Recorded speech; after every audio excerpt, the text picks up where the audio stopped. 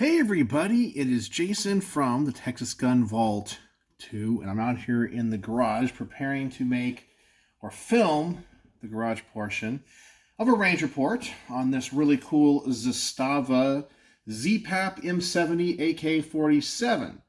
And it's a really nice AK. Got some things about it that I like, some things about it that I don't like, but we'll talk about that in the range report. Got my little bullet point script with all my scribble on it to help me put all of that together. But I'm just out here setting up the camera, getting everything ready to go. But I wanted to talk to you guys about something that people have asked me about. And I don't think with the information that I have, I'll be able to, turn it into a commentary video. But I guess the news this week in the firearms world is about the IRS raiding that one gun store in Montana. I talked about this in my kind of last video here on this channel about it. And of course, as time goes on, more information comes out. And today I was watching Washington Gun Law. Now, he has a channel, I think his name is William Kirk. He's one of the few legal channels that I really like because I don't really think he speculates too much. It doesn't do too much fear-mongering. He likes to say that he doesn't tell you how to think or what to think, but things to think about. And in general, I have found his videos to be very informative, and he is kind of the go-to channel when people ask me looking for legal news, that kind of stuff. But today he kind of surprised me a little bit because I kind of feel like he went into the world of speculation, and while he did not in any way stoke the fires of conspiracy theorists, he used a connecting of the dots analysis to speculate or give people the idea of what's going on. Now, I know on the interwebs right now, everyone's saying, "Oh my gosh, the IRS raided this gun store," and I guess the warrant said for financial information, and I guess he owed millions of dollars in taxes. Now, I do agree with William Kirk's assessment that I have no idea how a gun store could have owed that much because the margins on firearms are so small. Okay. I just don't see how that is plausible, but maybe it is. I'm not a financial expert. I don't work in the gun industry, so I can't tell you exactly about the issues about gun store finances. I can't do it, but it does seem a little fishy to me. But the aspect of the story everyone's talking about is how they took the 4473s. And William Kirk did talk about in his video today, and maybe I'll post a link to it in the description below so you guys can go check it out, or maybe put it as a pinned comment. So you guys can watch it and dissect it and kind of see what you think, because I would like to know if you haven't seen it already. And he was saying about how, the NFA is a taxing regulation or taxing law more than it is a firearms gun control law. It really is. That's the whole basis of it, is they levy a tax on the manufacturer and transfer of particular firearms. So originally the IRS was supposed to collect that tax. Now the ATF does under the Department of Justice. Both are tax collecting agencies. And his speculation was, putting the dots together, is that they took the 4473s because some people had purchased braced pistols, and they're trying to track down and say, okay, people didn't register them and go after them or this or that. You know what they say about, Occam's razor, which is the idea that the the answer that requires the fewest number of assumptions is often the correct answer. Okay? So there's this conspiracy theory going on out there right now that the IRS took these 4473s and is now going to deep dive into certain people's gun purchases to see if there's a whole bunch of firearms they need to collect taxes on now. And I don't think it's that at all, okay? Here's the thing. I think for the most part, whether or not you like the government or not, for the most part, if you go about your life and you do things the right way, and you don't cause a big stink and a big scene, and you don't draw attention to yourself, you're not going to have attention thrust upon you. Now, that's not a 100% hard and fast rule, okay?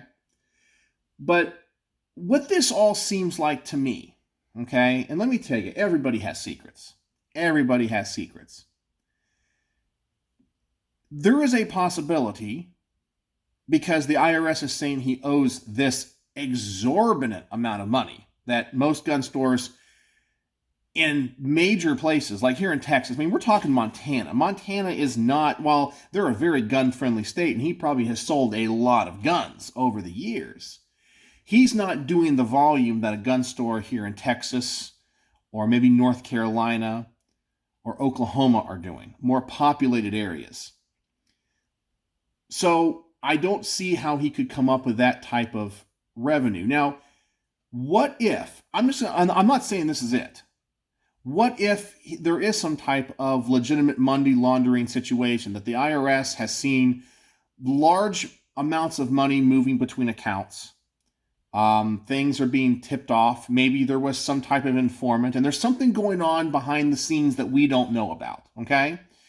It's possible, okay, that this gun store is the front for something else. Maybe they're running the gun store legitimately, and he's not doing anything whatsoever, okay? But how do we know he's not a gun runner or working with somebody that is running guns, or it's a money laundering thing, or there's something going on behind the scenes? You know, there's been many stories where the town, I'll just say like the town preacher, you know, ends up getting arrested because of various things. Oh my gosh, he was the big serial killer in town. We've all seen those documentaries. Nobody expected it. You know, I'll just make up saying, like the Main Street Strangler turned out to be the preacher of the church. Okay, nobody saw it coming. He was under the radar for 20 years. And I'm not saying that's what this is going, or what this is. I'm just saying that if the conspiracy theorists were right about them taking this, why wouldn't the ATF just do it? Because that's their job, is firearms enforcement. The IRS does tax enforcement. And I know some people are saying, well, these brace pistols. But none of the 4473s, and it was never a category, said on the form it was a brace pistol. So if let's just say you bought a CZ Scorpion back in the day, 3 or 4 years ago, and it had a brace on it. When the gun store fills out the 4473 and their portion of it, they don't put braced pistol or CZ Scorpion with brace. They would put CZ as the manufacturer, Scorpion is the model, and the serial number. So that doesn't give them any information on whether it had a brace or not. Or what if you bought one of these pistols, it never had a brace, and you put the brace on it afterwards, back when it was legal? They wouldn't know about that. My spidey sense is not being triggered that this is some type of backdoor thing to try to find owners of brace pistols. I really don't think it is, because of where it is in Montana, okay? And it's only one gun store. So if we saw this happening at multiple gun stores around the country. Now, let's just say tomorrow we wake up and the IRS has raided major gun stores in Texas, major gun stores in California, major gun stores in Illinois, major gun stores in Indiana, major gun stores in North Carolina, major gun stores in Arizona. Then we have a pattern. Then we can go, okay, there's something deeper going on here. But why this one gun store in Montana? Why there? And why make such a big deal of it? I mean, you would really think that all they would have to do if they wanted these 4473s is send in an ATF inspector, go over their books, and the inspector finds 1 or 2 errors in the books. Now, if he's been in business for, what did they say, 13 years, he's had this FFL, there is no doubt that on some 4473 somewhere, some I wasn't dotted or a T wasn't crossed, okay? Somebody spelled drive D-R dot instead of D-R-I-V-E, which you're supposed to do. And they could get them on all these technicalities on a number of forms and right there on the spot, revoke the license and take all the 4473s. Now, that to me would be the logical thing if they really wanted the 4473s for this purpose, because it doesn't draw as much attention, because then they can say, see, the gun store owner wasn't recording things correctly, and we just took the 4473s to make sure, to go over them, to make sure that they were filled out correctly with other examiners. Then it wouldn't be that big of a deal, because raiding them with the IRS with a SWAT team doesn't make a lot of sense if the 4473s are the purpose. Also, on the search warrant, the 4473s supposedly were not on the search warrant. So the whole thing to me sounds real suspicious, okay? Honestly, what it sounds like to me is a legitimate business. Everyone says it's an upstanding business, it's a legitimate business. Maybe the owner or somebody associated with the business or an ancillary aspect of the business is doing something shady, and a lot of money is changing hands. I don't know.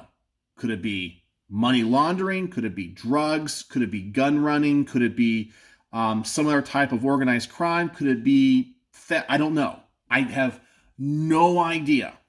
But something tipped them off, okay? Whether that's a person or a lot of financial activity. And as I said, as the news reports are saying, it's in the millions. Gun stores don't deal in the millions. The margin is so small. It's so small. So to me, there's something else going on. It smells fishy to me. And I'm going to disagree with William Kirk on this one, because while you can connect the dots and say, well, the IRS was collecting for... To me, the IRS would not be the vehicle or the agency doing this. It would be the DOJ and the ATF. But it's also very suspicious that they went after a medium-sized gun store in Montana, because it's not that big of an area. It's not like, around here we have gun stores that do, when it comes to just sheer quantity of firearms, I mean, hundreds a day. Hundreds to, 200, I don't know, a lot. 250 a day, I guess. I'm just speculating. And you're talking about a major metropolitan area, and I just know that guns are being sold in large numbers. You have places like Cabela's, places like Shields, places like Bass Pro Shop, and they're selling large numbers of guns, okay, to a lot of people. And so you would think if they're going to go after this and use the 4473s to track people down, to try to extort tax money, that's not the place to go is Montana. You would start in a major city, a major place where you're going to have a lot more potential to cast that net. The fact that they've only done one and they made it so visual, made such a big deal about it, says this is probably a one-off thing. Now, I could be wrong. But based on the evidence that I see right now, I just don't think it's what the people are speculating. Now, should they have taken the 4473s? In my opinion, no, because it wasn't on the warrant. It should have been on the warrant. They felt maybe financially they would be a discrepancy between how much money they've made based off of the number of guns that they've sold. That should have been on there, or the like. Or the ATF should have come in there, audited the books, and said, we've gotten reports of 4473s being filled out incorrectly. They go through it, get them on a technicality, or who knows, find real errors going back 13 years, Someone, messes up on a digit on a serial number. Instead of putting a 0, they put an O. I'm sure that's probably pretty common. Find something like that, and then on a technicality, confiscate all the 4473s and close the shop down. That's the way they would go if they wanted that information. That's just my opinion about it, because that requires the least amount of assumptions. There are too many people involved in this conspiracy. If it's real, you'd have to have the IRS agents involved, the ATF involved, all the leaders, all the jurisdictional things involved. You would have to have, I'm assuming, the judge who signed on the warrant.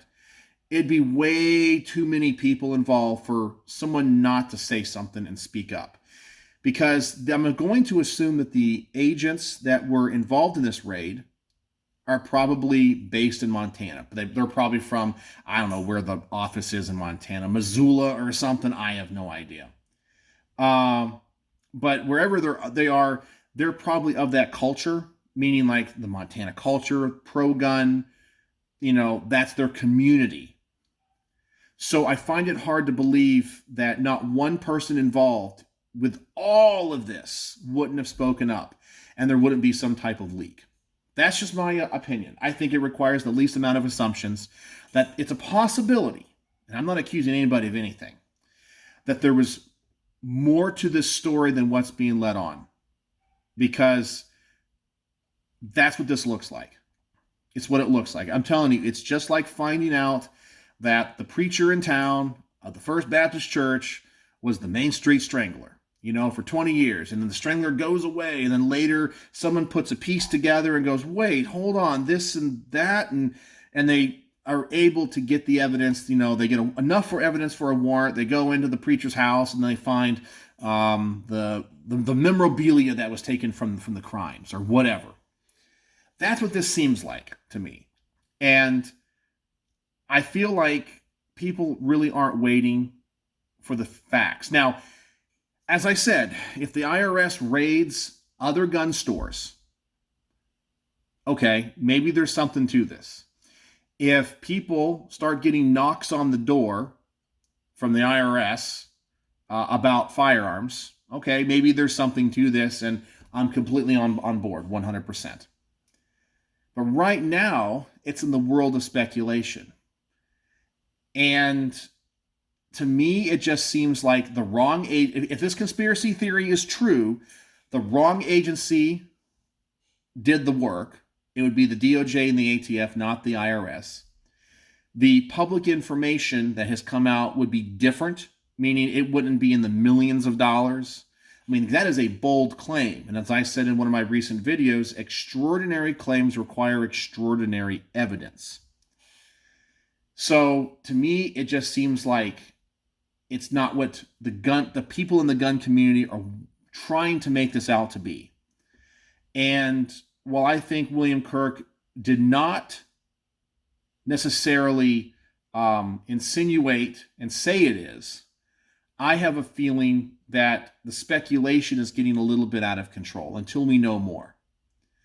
So we just have to wait. But my gut tells me it's nothing to worry about.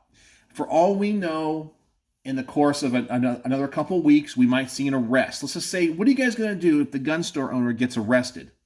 And it turns out he was embezzling money from, I don't know, something from Canada or whatever. I don't know. You guys are going to look real silly, right? You guys are going to go, oh my gosh, he was doing something nefarious behind the back. His gun store was legit. He was running it like he was supposed to. Everything was fine. But man, was he, funneling money through it, and things got traced back to him because he deposited large amounts of cash into a bank account and so forth. That kind of thing can happen. We don't know. But I'm seeing, once again, the speculation and the hyperbole and all the fear-mongering right now. Oh my God, the IRS got the 4473. They're coming for us all. I see it in the comment sections already. I see the clickbaity channels making the videos about it. But they're chicken littles. I'm just telling you guys, I'm playing the odds game here. Number one, using basic assumptions, it looks like this is something else. I'm telling you, the ATF would have done the raid and not the IRS. They would have just gone after the 4473s, not all the financial records. It's too many it's too many assumptions for what the conspiracy theories are saying it is. It's something else. And why? And I'm just going to ask a hypothetical question. I'm not saying it's not what they claim it is or what the fearmongers are saying it is. But let's just be honest here. If the fear-mongering channels, and by the way, I'm not saying Washington Gun Law is a fear-mongering channel, but there are other channels talking about this. If they have been completely wrong about all these other topics and spoken in hyperbole over and over and over and over and over and over again, why is this the one time that it's real? I'm just saying, you got to be realistic about this. If somebody claims, oh my God, the 88-day rule, they're coming for your guns, and it doesn't happen, oh my gosh, that you can't register a foreign-made pistol, okay? Then that was proven wrong. And then it was, you can't, amnesty register a gun with a optic on it or iron sight. Well, that was not true. And it's just one thing after another that they claim, here it comes, here we go, or whatever, and then it doesn't come to pass. Nothing happens that they said, and we move on to the next thing because most people's memories are so short. We move on to the next thing, and then like, oh my God, I can't believe this just happened, and we've forgotten about the previous thing. Do you remember 3 or 4 weeks ago we were talking about CRS firearms? Yeah, you've probably already forgotten about that. People were up in arms. Oh my God, the FBI and the DOJ, they're overstepping their bounds. They're going to come after everybody now. And it was just CRS firearms because he was a knucklehead and how he advertised those auto keycard thingies. That's all it was. Remember that? The world was coming to an end with CRS firearms, and it didn't come to an end. And then the pistol brace rule. The world was coming to an end, and it didn't come to an end. And now we're on the IRS is taking 4473s from a single gun store in Montana. Do you really think the world's going to come to an end? Is it the end of our gun rights? Are they coming after people? I'm playing the odds, man. I'm playing the odds. I mean, it's probably not. This is probably going to be a nothing burger. And in 2 weeks, we're going to move on to the next story that's going to be sensationalized, and everyone's going to be talking about that, how that's the greatest overreach ever. We should all be scared and worried, and this is going to be memory hold. That's my prediction. So there you go. That's what I think's going on. I think there's something a lot deeper going on than what we know about. And there's too many assumptions to make the conspiracy theory work. Occam's razor. The solution with the least amount of assumptions and the simplest assumptions is often the right one. I think this guy might be up to no good in some capacity because the IRS thinks he owes them millions of dollars or something of that nature. Okay, that's a lot of money for a gun store. A lot of money. So maybe it's just that. As Sigmund Freud said, okay, and this is something that I think the gun world needs to remember. As Sigmund Freud said, sometimes a cigar is just a cigar. And I think we're always looking for the next sensational thing, some insidious 4D chess thing where they're coming to get our guns, and it's not true. And people use that mentality to get you to click their videos. Now, I still like Washington Gun Law, and I'm not accusing him of anything. He's still my favorite legal gun channel, okay? I just think he got it wrong on this one, and I think I'm a little bit disappointed that he went into the world of speculation instead of waiting for the facts, because he puts a lot of dots together, and yes, if those dots and everything lines up, the celestial stars maps all line up, yes, what he says could be true. Okay? It's a possibility. But based off of everything that's happened in the past where the world's supposed to come to an end a million times, it hasn't. I just don't think it's that. So what do you guys think? That's my take on it. I don't think I could expand this into a full video, but who knows? Maybe I will if more information comes out. So let me know what you think in the comment section below. And as always, thanks for watching.